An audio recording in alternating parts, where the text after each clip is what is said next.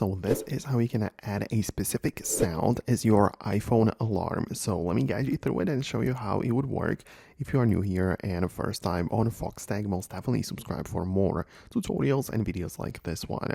Okay, so whenever you are setting up an alarm, you obviously have the sounds option, so you can tap that and choose a different sound. And most likely you have some options which are built in and you can change to a different one, whatever. But there are more options on how you can add new sounds which are not part of the initial list. So of course we have the tune store, so you can purchase ringtones from the iTunes store, which still works even in 2026, and you can purchase additional songs. But this is obviously not my favorite method because I have my own sounds. For example, if you have like an MP3 file stored in the Files app, what you could do is to locate it and hold down on it for more options to appear.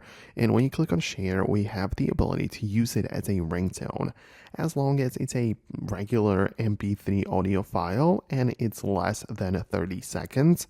We will have the ability to choose it to be our ringtone, right? And once you select it, it will appear on this list above the built-in the sounds, and you can see we have a ringtones section right here, and we can pick from any of the ringtones, right? So that is something which you could do as well.